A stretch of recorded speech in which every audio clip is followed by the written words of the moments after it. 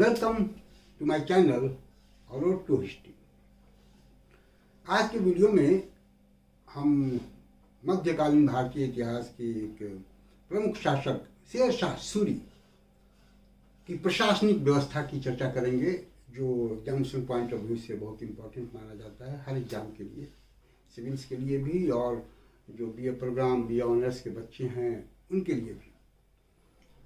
शेर शाह सूरी जो हुमायूं को पराजित करके दिल्ली पर अपनी सत्ता स्थापित किया और वो फिर से अफगान शक्ति को स्थापित करने में सफलता प्राप्त किया। और उसके बाद उसने ये प्रयास किया कि अपनी समस्याओं का निदान करे। उसके सामने दो समस्याएं थी। पहली समस्या तो ये थी कि हुमायूं को फिर से रोकना था कि फिर से वो काबिज ना हो जा सकता, पर दूसरी बात जो अफगान कुछ सरदार थे उनकी भी महत्वाकांक्षाएं थी, उनको भी दबाना उसके लिए इम्पोर्टेंट था। तो इन दोनों कार्यों को करने के बाद उसने ये कोशिश की कि प्रशासनिक सुधार इस तरह से की जाए ताकि जनता के बीच उसको एक अच्छे शासक के रूप में एक्सेप्ट किया जाए। जनता का विश्वास जीतना भी उसके लिए आवश्यक था और प्रशासनिक सुधार करके एक अच्छे साम्राज्य की एक अच्छे प्रशासनिक व्यवस्था की स्थापना करना भी उसके लिए आवश्यक था।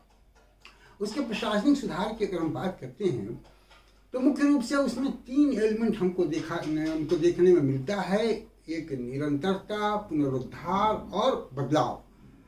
अगर हम कहें तो कंटिन्यूटी, रिवाइवल एंड चेंज, ये तीन स्तर पर हम देखते हैं। अगर हम कंटिन्यूटी की बात करें तो दिल्ली सल्तनत में जिस तरह की प्रशासनिक व्यवस्था थी, खास करके केंद्रीय एडमिनिस्ट्रेटिव सिस्टम था, जो सेंट्रल एडमिनिस्ट्रेटिव सिस्टम था, उसकी बहुत सारी चीज़ों को अपना लिया शेर शाह ने। तो ये एक कंटिन्यूटी की बात हुई। और रिवाइवल की बात करें अगर हम, तो रिवाइवल में कुछ आर्मी में अगर हम देखेंगे तो आर्मी में अलाउद्दीन खिलजी ने जो कुछ नीतियां अपनाई थी, दाग और हुलिया की नीति, उसको वो फिर से अपनाता है, तो ये रिवाइवल है। और जहाँ तक चेंज की बात है वो खास करके उसके जो रेवेन्यू एडमिनिस्ट्रेशन है, रेवेन्यू एडमिनिस्ट्रेशन में हम चेंज के एस्पेक्ट को देखते हैं। तो ये तीन एलिमेंट हैं, कंटिन्यूटी, रिवाइवल एंड चेंज, जिसके इर्द गिर्द जो शेर शाह सूरी है उसकी प्रशासनिक व्यवस्था हमको नजर आती है। शेर शाह के बारे में विभिन्न इतिहासकारों का विभिन्न मत है। खास करके अब्बास सरवानी ने जो शेर शाह की जीवनी लिखी उसके आधार पर एस.सी. मिश्रा और इतिहासकार कानूनगो शेर शाह की बहुत प्रशंसा करते हैं, उसको एक बहुत अच्छा प्रशासक बताते हैं। यहाँ तक कि वो अकबर का उसको हार्बिंगर, अग्रदूत भी बताते हैं। लेकिन वहीं दूसरी तरफ इतिहासकार कुरैशी, आई.एच. कुरैशी, वो इन बातों को खारिज करते हैं और उनका कहना है कि जो अब्बास सरवानी है उसने जो जीवनी लिखी है उसमें बहुत अतिशयोक्ति है, बातों को बढ़ा चढ़ा कर लिखा गया है। मूल रूप से शेर शाह उतना कुछ नया नहीं लाया, कुछ नया बदलाव नहीं लाया, बल्कि सल्तनत पीरियड में जो प्रशासनिक व्यवस्था थी उसी को थोड़ा संशोधन के साथ अपना लिया। इसलिए उसको हम कहते हैं, उनका कहना है कि हम शेर शाह को अकबर का पथ प्रदर्शक नहीं कर सकते हैं, उसका अग्रदूत नहीं कर सकते हैं, ये बातें सही नहीं है। लेकिन अगर हम माइन्यूटली देखें तो अब्बास सरवानी जो है वो जो जीवनी लिखता है शेर शाह की, तारीख़ शेर शाही, उसका एक दूसरा भी नाम है, तो फाहे अकबर शाही, अर्थात अकबर के कहने पर, अकबर के डायरेक्शन में शेर शाह की जीवनी लिखी है। तो हम कह सकते हैं कि जो चीज अकबर के ही डायरेक्शन में लिखी गई उसमें अब्बास सरवानी कम से कम ये नहीं कर सकता था कि वो शेर शाह को अकबर का अग्रदूत बताता, या बहुत ज़्यादा अतिशयोक्तिपूर्ण बातें वो नहीं लिख सकता था। ना उस पर कोई शेर शाह का दबाव था, ना ही शेर शाह के पीरियड में वो लिख रहा था कि उस पर किसी तरह का दबाव हो कि वो बातें बढ़ा चढ़ा कर लिख रहा हो। जिस व्यक्ति को अकबर का अग्रदूत बताया जा रहा है उसी व्यक्ति, अर्थात अकबर के ही संरक्षण में जब वो लिख रहा है, तो हम ये नहीं कह सकते कि इसमें बहुत अतिशयोक्तिपूर्ण बातें होंगी। ऑन द होल अगर हम कहें तो जब हम उसके प्रशासनिक व्यवस्था को देखते हैं, शेरशाह के उसके राजस्व व्यवस्था को हम देखते हैं, तो उसको देखने के बाद ऐसा लगता है कि वह एक कुशल प्रशासक था। और नो डाउट उसकी जो रेवेन्यू पॉलिसीज वगैरह थी उसको अकबर ने बाद में आईने दहसाला में कुछ संशोधन के साथ अपनाया था। अब अगर हम उसके प्रशासनिक व्यवस्था की बात करें, एडमिनिस्ट्रेटिव सिस्टम को डेवलप करने की बात करें, तो मैं पहले ही बताया कि एक कंटिन्यूटी का एलिमेंट था। तो जिस तरह से दिल्ली सल्तनत में मुख्य 4 डिपार्टमेंट्स थे, शेरशाह के समय में भी 4 डिपार्टमेंट पाए गए। एक बदलाव जो इसमें लाया गया, जो वजीर का जो पोस्ट था, अब वजीर का कोई पोस्ट नहीं था, शेरशाह खुद ही हर डिपार्टमेंट को कंट्रोल करता था। जो सबसे महत्वपूर्ण डिपार्टमेंट था वो दीवाने वजारत था, जो मुख्य रूप से एक वित्त विभाग को देखता था। जितने भी वित्तीय मामले थे, लगान से संबंधित हो या किसी को सैलरी देने से संबंधित हो, इक्तादारों को सैलरी देने से संबंधित बातें हो, इनको देखने का काम दीवाने वजारत का था। जो दूसरा इम्पोर्टेंट डिपार्टमेंट था वो दीवाने अर्ज, जो सैन्य व्यवस्था को देखता था। एक तरह से अगर माने तो वो मुख्य सेनाधिकारी है, उससे ऊपर खुद शेरशाह ही था, तो वो सैन्य व्यवस्था को देखता था। फिर दाग और हुलिया की जो व्यवस्था थी उनको देखने का काम दीवाने अर्ज का था। तीसरा डिपार्टमेंट दीवाने इंशा, दीवाने इंशा इसको हम डिपार्टमेंट ऑफ कॉरस्पॉन्डेंस कह सकते हैं, पत्राचार विभाग। जो भी पत्रों का आदान प्रदान होता था, दूसरे शासक के जो पत्र आते थे या शेरशाह के द्वारा किसी को पत्र भेजा जाता था, इन सभी चीज़ों को देखने का काम दीवाने इंशा का था। और एक चौथा महत्वपूर्ण डिपार्टमेंट था दीवाने रिसालत, जो धार्मिक विभाग था, धर्म से संबंधित मामलों को देखने का काम करता था। उसी के अधीन दीवाने कजा भी होता था, जो जिसका प्रधान काजी होता था, और न्याय विभाग को या न्याय करने का काम उसी का होता था। तो ये मुख्य रूप से 4 डिपार्टमेंट थे जो पहले दिल्ली सल्तनत के पीरियड में भी थे, उसको कंटिन्यू किया गया शेरशाह के द्वारा। जहाँ तक प्रोविंशियल एडमिनिस्ट्रेशन की बात है, तो बहुत सारे इतिहासकार ये मानते हैं कि कोई प्रोविंस शेरशाह के पीरियड में नहीं था, लेकिन परमात्मा शरण एक इतिहासकार हैं, उनका कहना है कि प्रोविंस भी थे और प्रोविंशियल एडमिनिस्ट्रेशन भी उस समय डेवलप हुआ था। वो लाहौर और मुल्तान को एक प्रांत के रूप में देखते हैं और उसी के आधार पर कहते हैं कि प्रांतीय व्यवस्था भी विकसित थी। लेकिन कानूनगो वगैरह अधिकांश जो इतिहासकार हैं वो इस बात को नहीं मानते हैं। शेरशाह ने लोअर लेवल पर सरकार और परगना में एडमिनिस्ट्रेशन को डिवाइड किया था, और सरकार और परगना स्तर पर एडमिनिस्ट्रेटिव डिपार्टमेंट को संगठित किया था। अगर हम सरकार की बात करें, जो एक एडमिनिस्ट्रेटिव यूनिट थी, तो वहाँ का जो मुख्य पदाधिकारी था वो सिकदाराना था, जिसका मुख्य काम लॉ एंड ऑर्डर को मेंटेन करना था और हर चीज़ को कंट्रोल करना था। एक जो दूसरा पदाधिकारी था वो मुंशिफाना, उसका मुख्य काम था लगान व्यवस्था से जुड़ा हुआ, और लगान संबंधी जो भी मामले आते थे उसमें न्याय करना उसका काम था। और उसको असिस्ट करने के लिए एक खजानेदार होता था जो लगान कलेक्ट करने का काम करता था। तो सरकार के स्तर पर ये दो मुख्य पदाधिकारी होते थे, सिकदाराना और मुंशिफाना। अगर हम परगना स्तर पर देखें तो वहाँ भी 3 पदाधिकारी होते थे जो परगना स्तर पर एडमिनिस्ट्रेशन को संभालते थे। पहला था सिकदार, जिसका काम था लॉ एंड ऑर्डर को मेंटेन करना। दूसरा था आमीन, जो रेवेन्यू व्यवस्था से जुड़ा हुआ था, जो लगान कलेक्ट करता था। उसके अंडर में 2 कारकुन होते थे जो रिकॉर्ड्स को रखते थे। और तीसरा होता था मुंशिफ, जो कि न्याय करने का काम करता था। तो इस तरह से लोअर लेवल पर शेरशाह ने एडमिनिस्ट्रेटिव सिस्टम को डेवलप किया था। अमीन की मदद करने के लिए प्रत्येक ग्राम में पटवारी हुआ करते थे, लगान वसूलने में अमीन की मदद करते थे। के साथ ही एक कानूनगो भी होता था जो कि लगान को वसूलने में अमीन की मदद करता था। गांव की जो प्रशासनिक व्यवस्था थी या गांव में शांति व्यवस्था स्थापित करने की जो जिम्मेदारी थी वो मुकद्दम या मुखिया पर थी।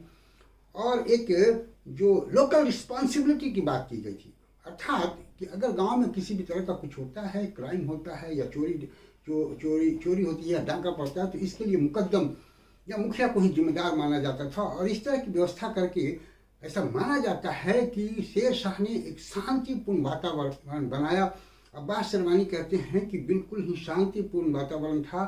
स्थिति ये थी कि एक बूढ़ी महिला भी आराम से सर पे सोने की टोकरी लेकर जा सकती थी, उससे कोई लूट नहीं सकता था, छीन नहीं सकता था। तो ये एक स्थानीय रिस्पॉन्सिबिलिटी की बात पर शेरशाह ने जोर दिया था। तो इस तरह से हम देखते हैं कि ऊपर से लेकर ग्राम स्तर पर एक स्ट्रक्चर्ड या ऑर्गेनाइज्ड एडमिनिस्ट्रेटिव सिस्टम को शेरशाह ने व्यवस्थित किया था, उसको संगठित किया था।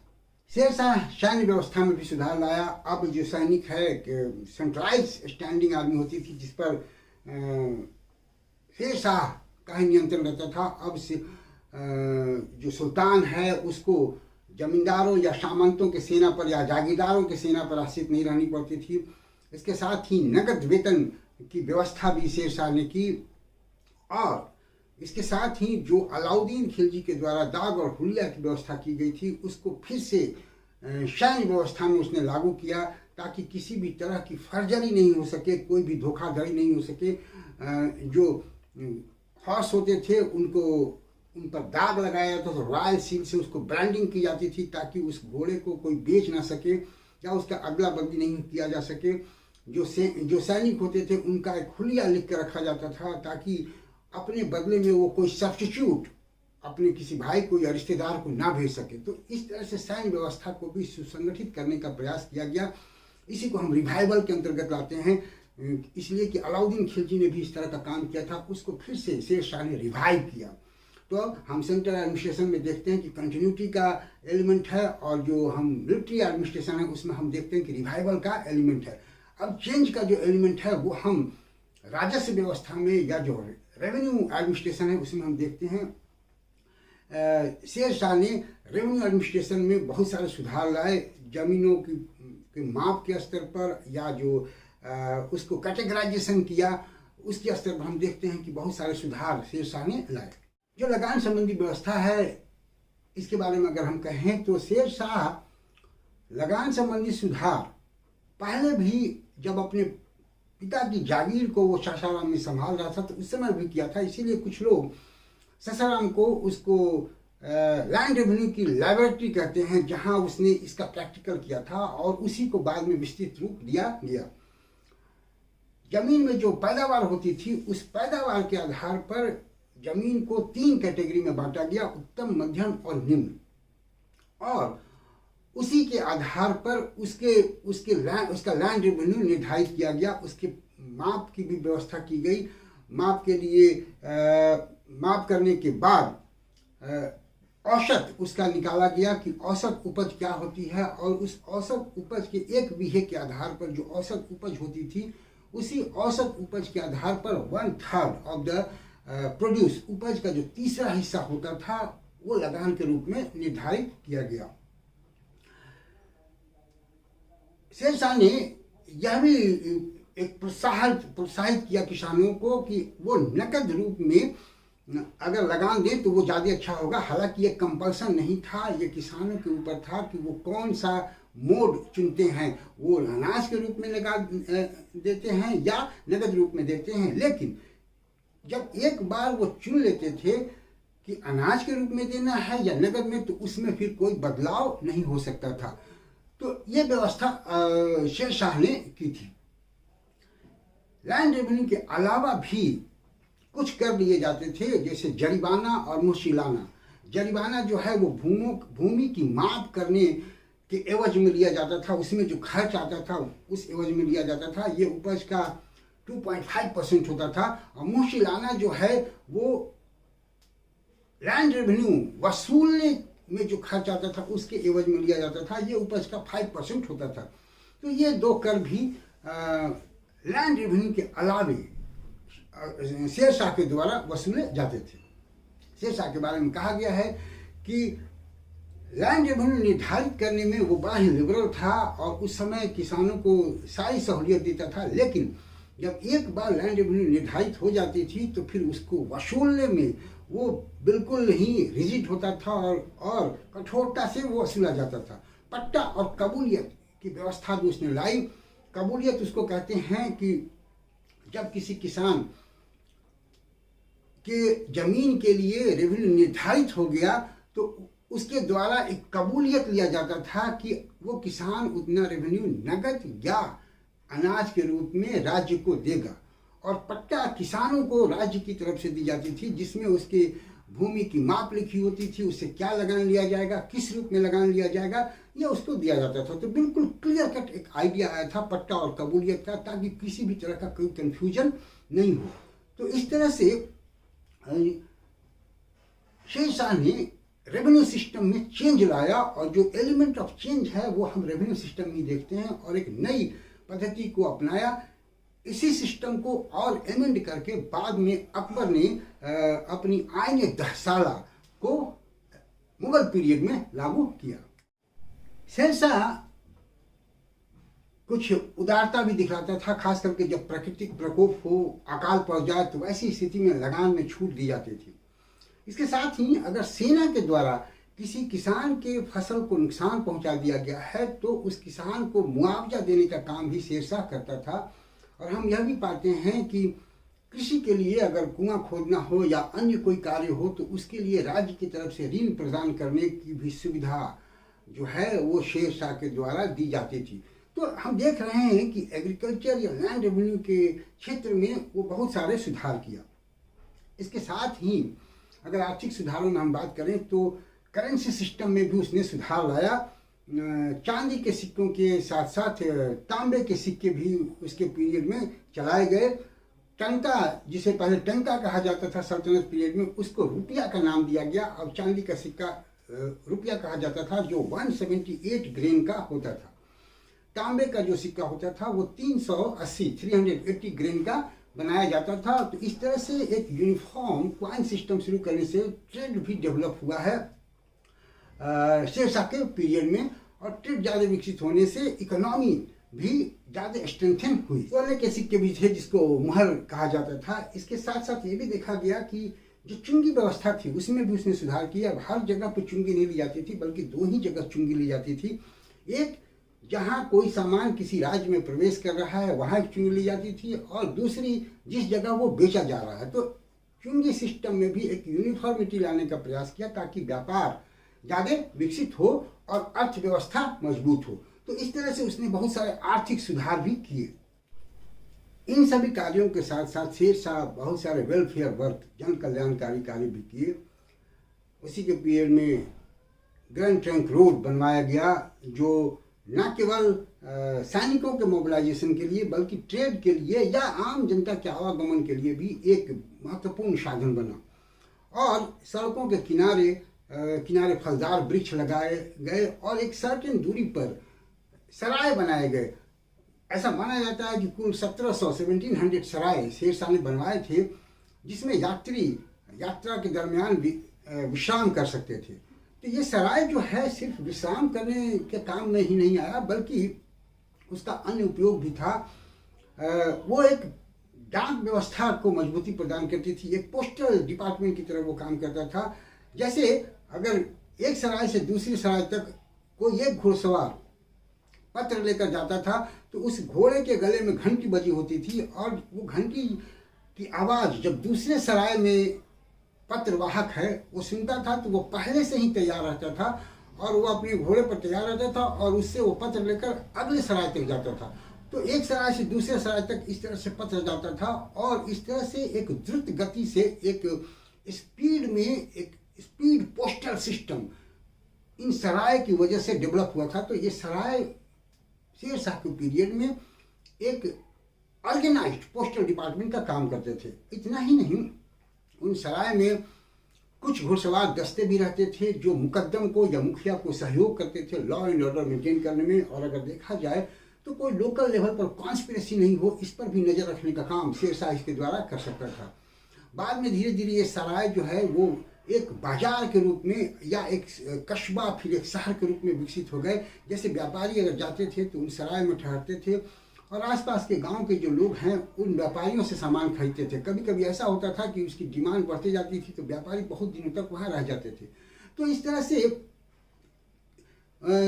जो सराय है वो धीरे धीरे एक कस्बा के रूप में, फिर एक शहर के रूप में विकसित हुआ। तो सराय की वजह से पोस्टल डिपार्टमेंट, शहर, इन सब का विकास हुआ है, और ये एक जन कल्याणकारी कार्य था जो शेरशाह ने अपने पीरियड में डेवलप किया गया है। यह भी माना जाता है कि शेरशाह के जो क्वाइंस थे या जो कुछ लेख हैं वो फारसी के साथ साथ देवनागरी में भी देवनागरी लिपि का भी प्रयोग किया गया है। तो ऑल्दो वो अकबर के जैसा लिबरल नहीं था, लेकिन कुछ लिबरलिज्म का कंसेप्ट उसके अंदर भी था।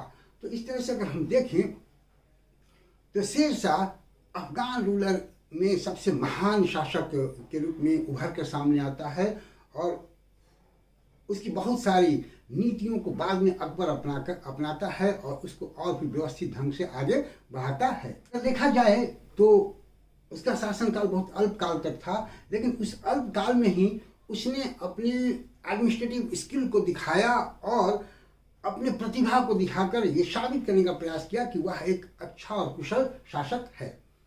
तो शेरशाह में इतना ही। उम्मीद है कि आपको अच्छा लगेगा। अच्छा लगे तो आप खुद भी देखें, अपने दोस्तों को सजेस्ट करें, मेरे चैनल को सब्सक्राइब करें और मेरे जो अन्य वीडियो हैं उनका लिंक डिस्क्रिप्शन में दिया हुआ है, अगर आप चाहें तो उनको भी देखें। Thank you for watching me. See you again with a new topic.